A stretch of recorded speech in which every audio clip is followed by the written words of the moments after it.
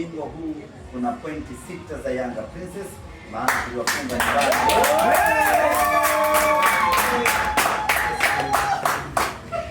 Kombe hili jingine hapa ni kombe la Muungano, baada ya Simba kufanikiwa kuchukua ubingwa kwenye mashindano ya Muungano ambayo huwa yanafanyika kila mwaka visiwani Zanzibar, na safari hii tukafanikiwa kutinga hatua ya fainali na tukawafunga Yanga fainali goli 1-0.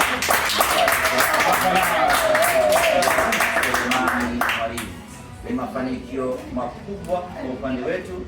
Kwanza tulifanikiwa kupitia kombe hili kuvunja uteja ambao mpinzani wetu alikuwa ameutawala kwa muda wa miaka mingi.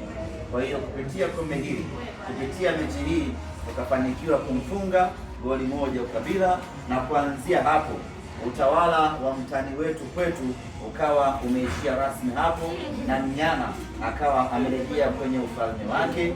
Mechi iliyofuata tukamfunga tena goli 1-0, mfungaji akiwa ni yule Selemani Mwalimu, lakini bwana mmoja mzulumati akakataa bao letu na mechi ikaisha bila, lakini sisi tunaamini ya kwamba tulishinda mchezo huu.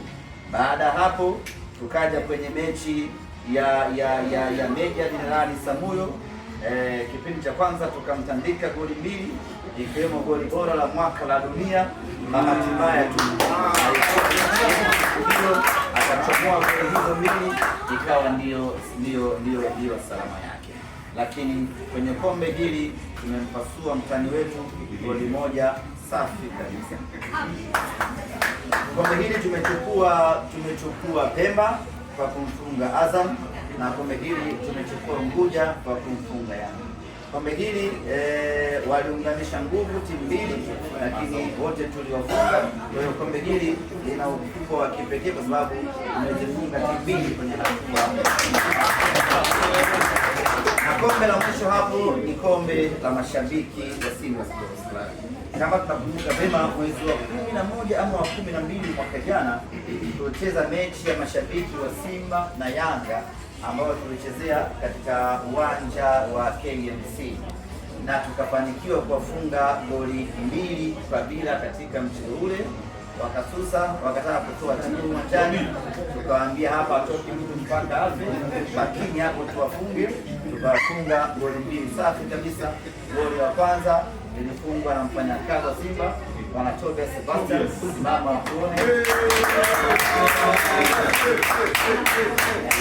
alipiga free kick moja hatari kweli kama za chama zile. Kwa hiyo tukamnywa goli 2 kwa bila, tukapata kombe hili. Kwa hiyo haya ndio mafanikio yetu makubwa kwa msimu uliopita. Kwa hiyo ukiangalia kwenye upande wa kikosi tumewafunga, lakini hata ukija kwenye nguvu ya mashabiki sisi tumekuwa bora zaidi ya wao, na ndio maana tunajivunia mataji yote hayo manne. Kwa hiyo kwa mashabiki sisi ni bora, kwa wanawake sisi ni bora, kwenye kombe la CRDB ambalo linahusisha timu zote za Tanzania bara sisi ni bora, na kwenye kombe la Muungano ambalo linahusisha nchi mbili Tanganyika na Zanzibar sisi vile ni bora. Kimsingi ni kwamba